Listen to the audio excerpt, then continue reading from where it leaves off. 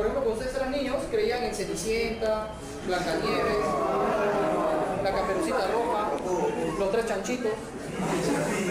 ¿O crees en eso? ¿Crees en esas narraciones? Ya no funcionan. Con el tema de ahora vamos a finalizar la parte de historia de la filosofía, ¿no? Porque hasta el momento hemos visto historia de la filosofía nada más. Hemos visto filosofía antigua, medieval, filosofía moderna, también filosofía contemporánea, ¿no? Y la última tendencia en la filosofía actual, contemporánea, sería la corriente postmoderna.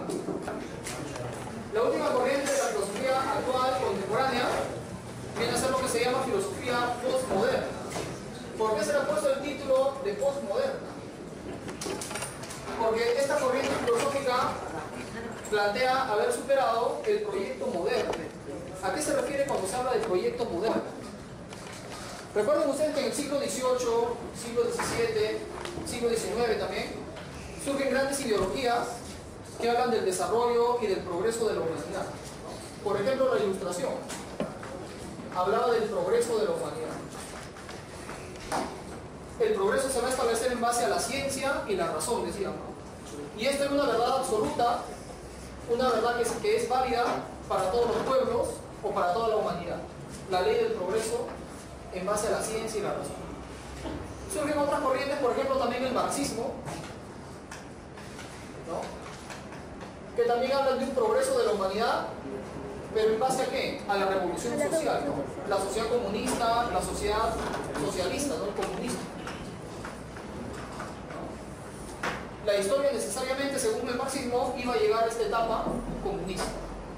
Y eso era válido para todos los pueblos, para toda la humanidad. Entonces, son diferentes ideologías, diferentes discursos que plantean verdades absolutas, criterios universales para toda la humanidad, ¿no? Pero la filosofía postmoderna considera que esto ha sido superado. No existen verdades absolutas. Cada pueblo determina lo que es válido y lo que es inválido, ¿no? Lo que es correcto y lo que es incorrecto.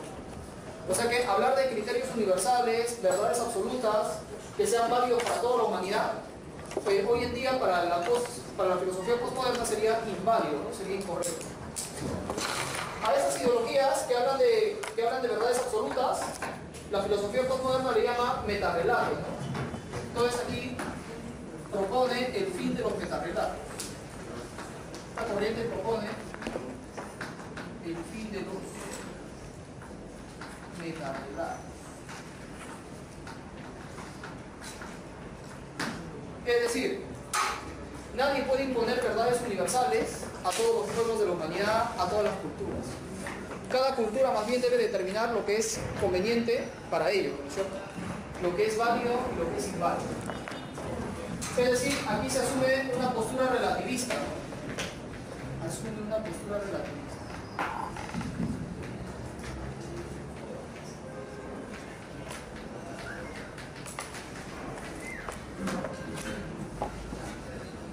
Claro, entonces propone el fin de los metarrelatos. Ahora, ¿qué cosa es un metarrelato? ¿No? Los metarrelatos son discursos que plantean verdades universales, ¿no? Criterios universales, ¿no? Que interpretan la vida, interpretan la historia de la humanidad, bajo ciertos principios o criterios universales, ¿no? Entonces, para la filosofía postmoderna, eso resulta ser inválido. Por ejemplo, para el marxismo, toda la humanidad necesariamente va a desembocar ¿en qué? En el comunismo, ¿no? Y eso es válido para toda la humanidad, según el marxismo. O por ejemplo, según el cristianismo, que también sería un metarrelato, un discurso, la humanidad proviene de Dios y nuevamente regresará a Dios, ¿no? La salvación eterna, mediante el juicio final. Y eso era un planteamiento que era universal y válido para toda la humanidad, ¿no? Entonces, para la filosofía postmoderna eso resulta ser ahora inválido, incorrecto, ilegítimo. Entonces, los metarrelatos son discursos, ¿no? Que proponen o establecen, plantean, ¿no es cierto?, verdades absolutas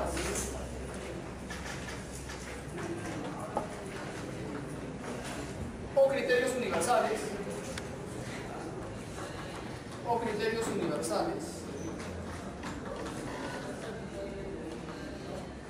que interpretan la historia y la vida de los seres humanos.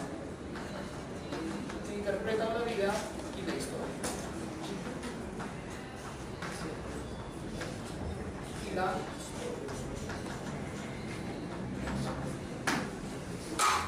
Ahora, otra característica de los metarrelatos, de este tipo de discursos, según este pensador, es que en el fondo son discursos que buscan manipular a la gente. Prometen muchas cosas a la gente, a la humanidad, y buscan manipularla. Buscan justificar determinadas acciones. Por ejemplo, el cristianismo, en nombre de la salvación eterna, justificó, por ejemplo, las cruzadas, la invasión a las tierras de los árabes, con el propósito de recuperar los lugares santos. Y si tú participabas en las cruzadas, ya tenías un lugar en el cielo. Entonces el cristianismo de esa manera justificaba ese tipo de acciones. O la Santa Inquisición también, ¿no? Era justificada. ¿Por qué? Porque era necesario que tú te purifiques a través del castigo de los pecados que has cometido, para que así alcances la salvación eterna. Entonces el cristianismo justificaba determinadas acciones y también manipulaba a las personas. Entonces son discursos manipulatorios. Son manipulatorios. Y además justifican determinadas acciones.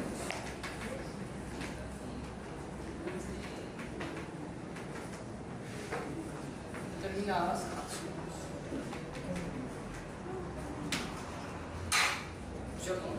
Por ejemplo, el marxismo también sería un metarrelato manipulatorio y que justifica ciertas acciones, ¿no? El marxismo prometía, digamos así, la sociedad perfecta, ¿no? La sociedad comunista, ¿no? Socialista. Y para eso se justificaban acciones como cuáles, como la lucha de clases o la revolución social, ¿no? Entonces se manipulaban a las personas en función de esa promesa. Entonces son características de la completa relación. Y en el fondo, todos estos discursos que proponen verdades universales han fracasado, ¿no? Eso es lo que plantea la filosofía postmoderna. Todos estos discursos del proyecto moderno han fracasado. Por ejemplo, el cristianismo, que también es una ideología que estuvo muy vigente en época moderna, ¿no es cierto? ¿Qué proponía? Propone la salvación, prometía a la humanidad la salvación, ¿no? La salvación eterna. Y en base a esto se justificaban algunas acciones. La ideología de la Ilustración, ¿recuerdan ustedes qué prometía la ideología de la Ilustración? Porque eso también se ha visto, ¿no? Un cambio de... Prometía el progreso, ¿no? El progreso, el avance de la humanidad, pero en base a la ciencia y la razón. La ciencia y la razón traerán el progreso, ¿no? La libertad del hombre. Entonces habla de progreso, ¿no? En base a la ciencia.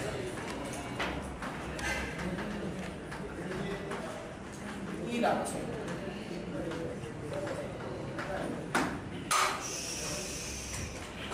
Entonces, esa era la promesa de la Ilustración. Y Lyotard, ¿qué es lo que dice? Este tipo de discurso ha fracasado, porque la humanidad no ha alcanzado el progreso en base a la ciencia. La ciencia, en vez de progreso, ha traído destrucción, ¿cierto? Entonces, eso es lo que plantea Lyotard. Cuestiona la cuestión de la ciencia como fuente de progreso, porque en el siglo XX ha sido todo lo contrario. Ahora, el relato capitalista o la ideología del capitalismo, ¿qué es lo que plantea? ¿Qué tipo de promesas o verdades plantea a la humanidad? El capitalismo propone que el progreso de la humanidad se va a alcanzar con la industria y el libre mercado, la globalización, por ejemplo. Todos los países deben abrir su mercado, ¿no? A los productos externos y también a las inversiones extranjeras. Y de esa manera vamos a salir del atraso, de los desarrollos. Entonces aquí se habla de progreso en base a la industria.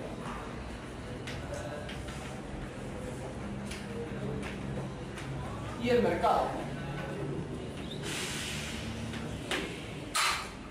También el marxismo sería un metarrelato que proponía una meta para la humanidad y en base a eso se justificaban algunas acciones. ¿Cuáles serían o qué es lo que proponía el marxismo? la sociedad perfecta, la sociedad justa, igualitaria, la sociedad comunista, ¿no? ¿Mediante qué? Mediante la lucha de clases. Mediante la lucha de clases. Y según Lyotard, también este metarrelato ha fracasado, ¿no? Porque se ha visto en el siglo XX que los modelos socialistas, los países comunistas han caído, ¿cierto? O sea que la promesa del marxismo ha fracasado. O sea, estos metarrelatos han fracasado. Entonces, el proyecto moderno que plantea verdades universales para organizar al mundo, a la humanidad, también es inválido. Entonces, los metarrelatos son ilegítimos. Si ustedes se dan cuenta, cada una de estas ideologías, de estos discursos, le da un sentido a la vida y a la historia de la humanidad, ¿no? Claro. Por ejemplo, el cristianismo, ¿qué interpretación le da a la historia de la humanidad?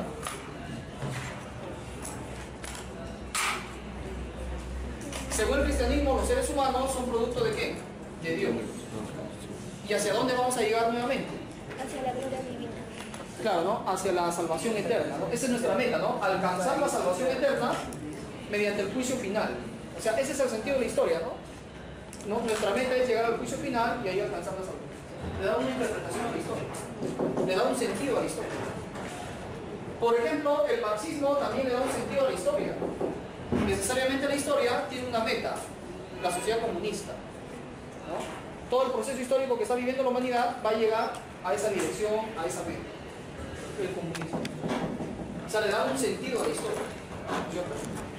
Le da un sentido a la vida y a la historia.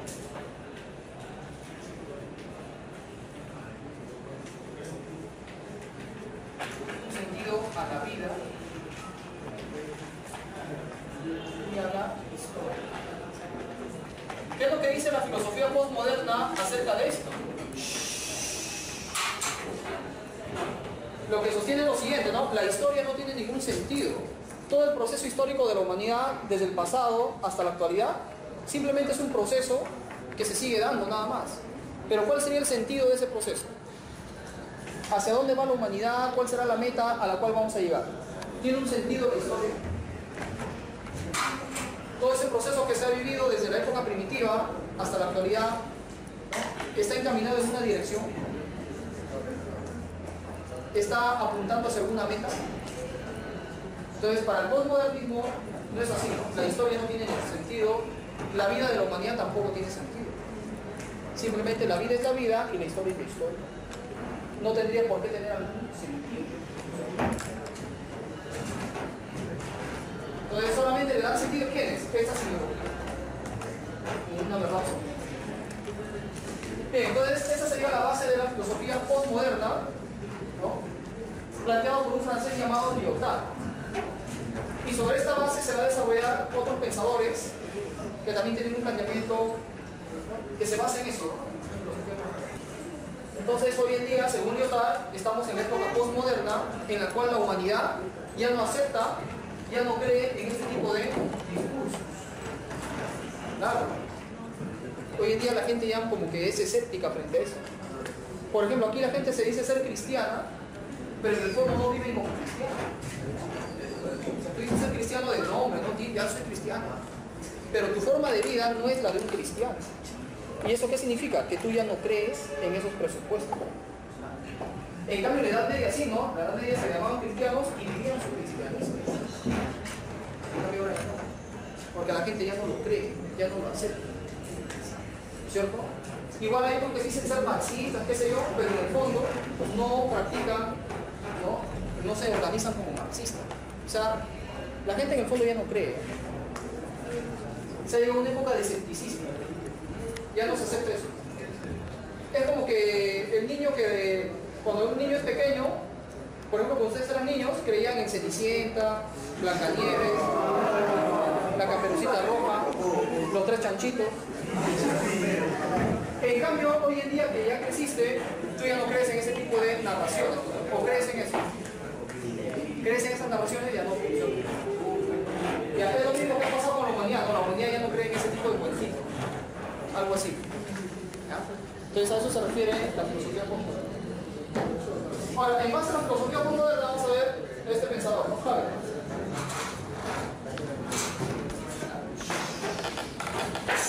A ver, este pensador Habermas,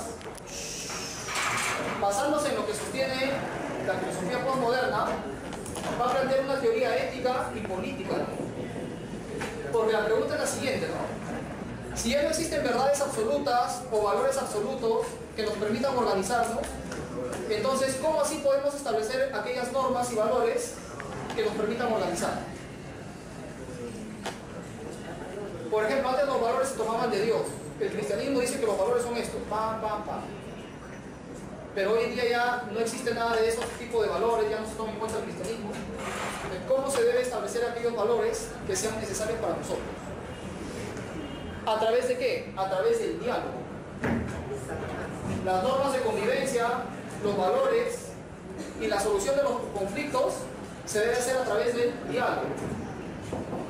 Solamente con el diálogo todos nos ponemos de acuerdo y establecemos lo que es válido y lo que es inválido, lo que es conveniente o lo que no es conveniente, ¿cierto? Entonces el diálogo sería el mecanismo principal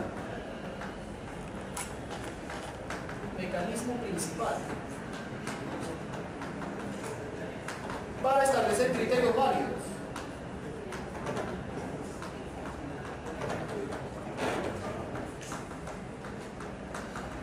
Criterios válidos que permitan organizar y solucionar los conflictos, ¿no? Para organizar la sociedad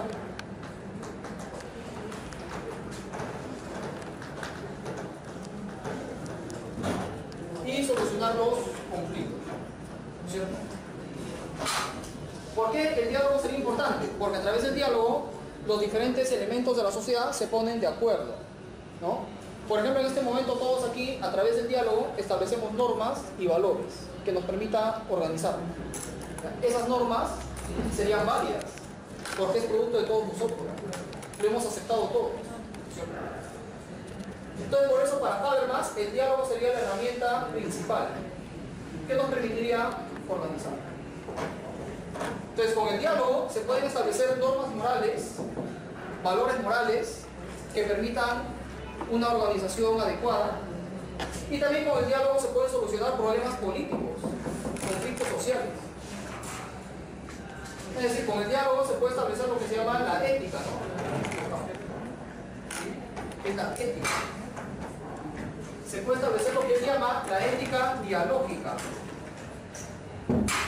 ¿A qué se refiere con ética dialógica? Una ética basada en el diálogo, ¿cierto? Pues aquí las normas y valores morales, ¿no? Son producto del diálogo.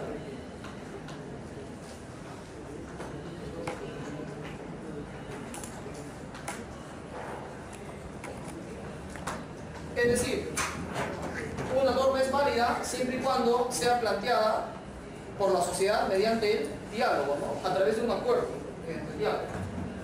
Es decir, por convención social. Por convención social.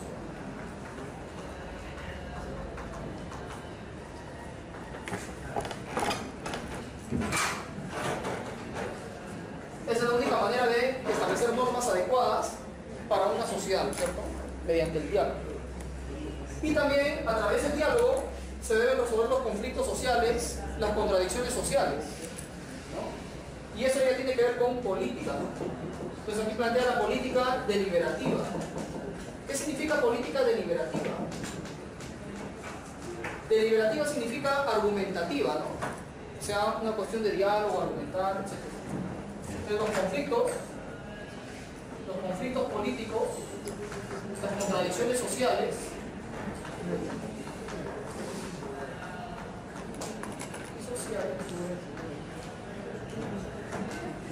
se resuelven con el diálogo.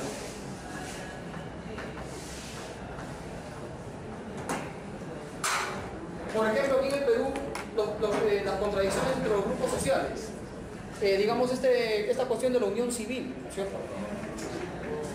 ¿Ustedes están de acuerdo? Ya, la unión civil, ¿no? Es un grupo de gente que quiere ciertos derechos, etcétera, etcétera. Ya. Siguiendo el planteamiento de Habermas, ¿cuál sería el método para que los miembros de la unión civil alcancen ser aprobados y ser entendidos? Sería a través del diálogo. No a través de la violencia, no a través de las armas, o a través de la protesta callejera, ni nada de eso, sino a través del diálogo. El Estado y este grupo de la unión civil deben llegar a un acuerdo, ¿cierto? Entonces, eso es lo que plantearía Habermas de esta perspectiva. Ahora, este modelo en el cual todo se resuelve con el diálogo se llama también democracia deliberativa. Ya, esto aquí se llama democracia deliberativa. Se llaman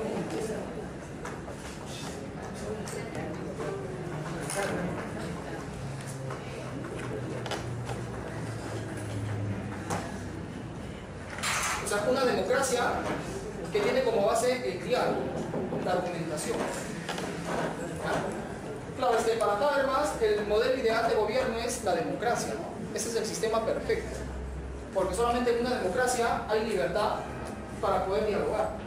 Las diferentes partes entran en una especie de acuerdo, se ponen de acuerdo y solucionan su problema. Entonces, para él sería la democracia el sistema perfecto. Pero una democracia en la cual el pueblo dialogue con el Estado para solucionar sus problemas. Ahora, de esa perspectiva, Habermas se opone a todos los gobiernos de carácter dictatorial o de carácter totalitario, ¿no? Rechaza los sistemas totalitarios. ¿Qué cosa es un sistema totalitario? Rechaza los sistemas totalitarios.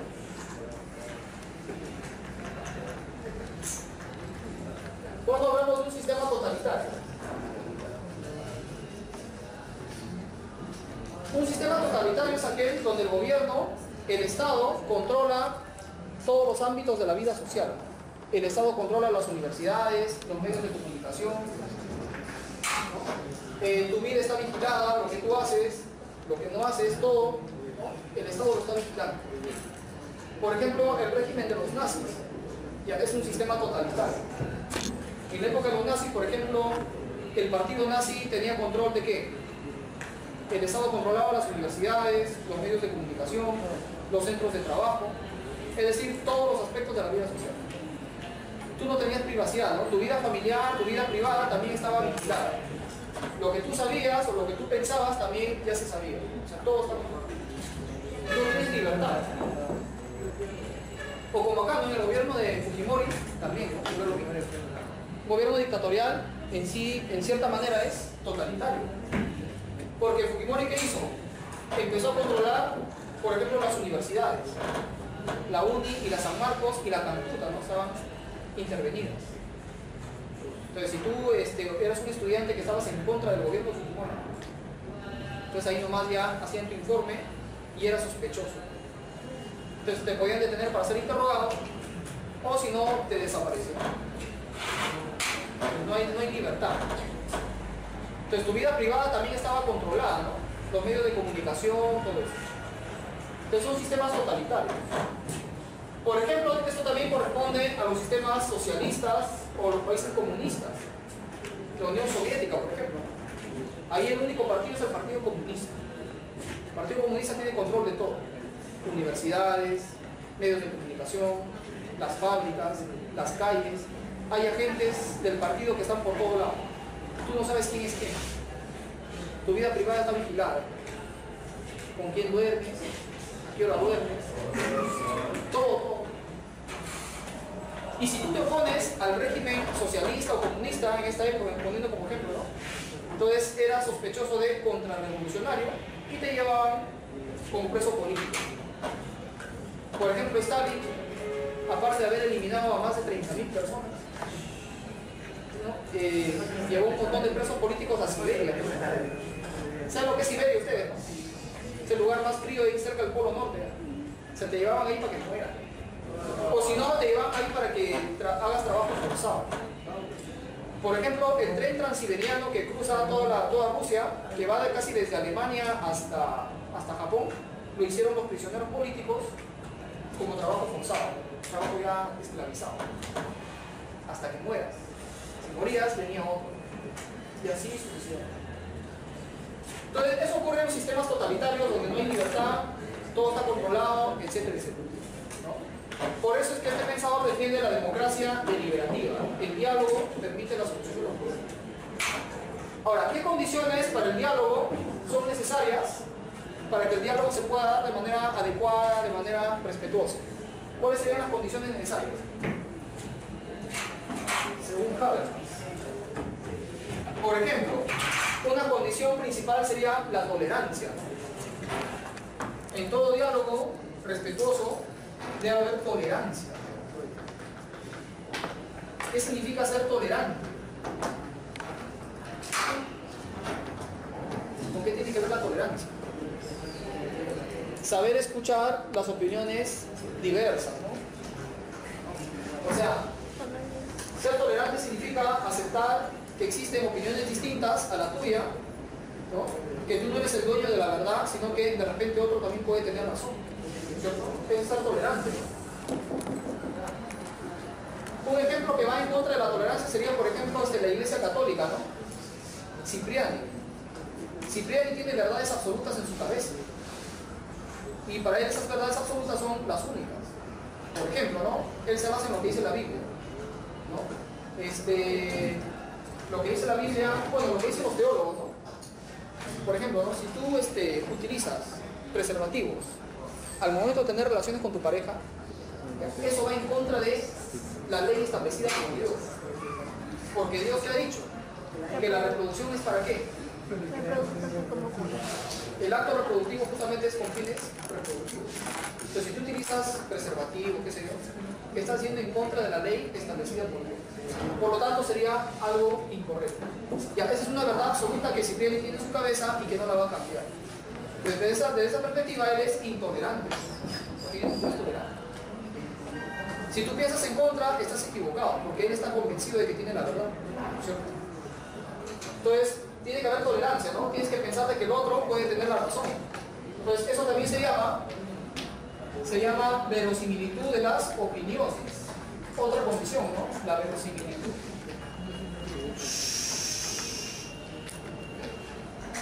De las opiniones. Es decir, tú no debes creer que tus ideas son completamente verdaderas. Tus ideas son verosímiles, o sea, pueden ser verdaderas, ¿no?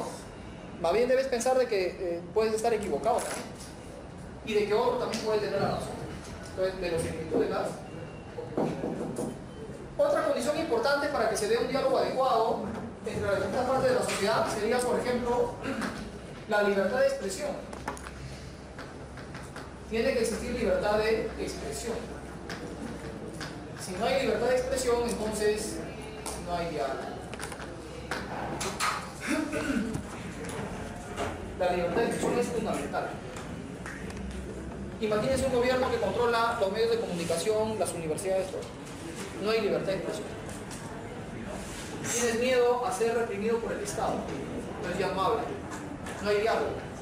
La sociedad simplemente acepta lo que dice el gobierno. Y otra condición sería, por ejemplo, la existencia de espacios públicos, o sea, la esfera pública. ¿A qué se refiere con esfera pública?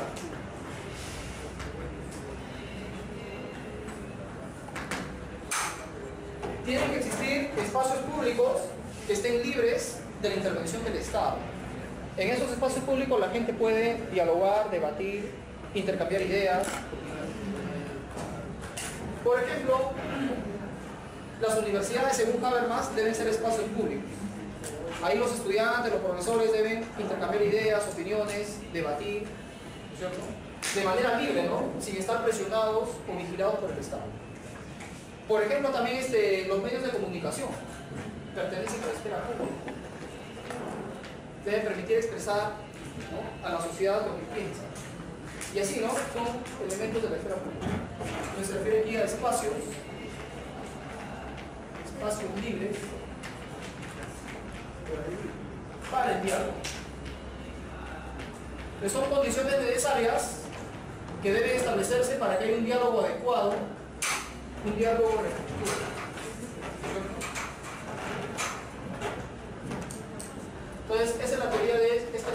llamado Habermas, que básicamente es una filosofía política, ¿no? Plantea una forma de gobierno que es la democracia. Ahora, esta democracia deliberativa no crean que es la democracia que nosotros la estamos practicando. ¿Qué tipo de democracia nosotros estamos practicando? ¿Cuál es la supuesta democracia que vivimos aquí en el Perú? Se le llama democracia representativa. Es decir, que el pueblo solamente se organiza para votar y elegir a su representante, ¿no? O sea, su presidente y su congresista. Pero de ahí el pueblo no dialoga, no interviene en discusiones, el pueblo no argumenta, no debate, no hace nada. Más bien al pueblo se le manipula a través de los medios de comunicación. Los medios de comunicación están controlados y entonces, claro, el Estado no controla por sí algunas empresas. Por ejemplo, los Miro Quesada, que son dueños del comercio, controlan casi el 90% de los medios de comunicación. Entonces, desde esa perspectiva no hay libertad de expresión. O sea que la democracia que está proponiendo Habermas no es nuestra democracia, sino es otra forma de democracia, en la cual la sociedad participe de manera activa con el diálogo. Entonces, aquí hablaré de participación activa.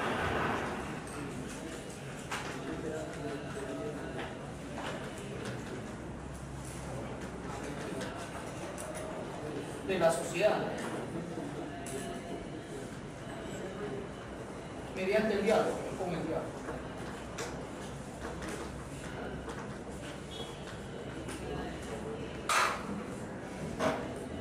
Entonces, es lo que entiende por democracia deliberativa, ¿ya? A diferencia de los sistemas totalitarios.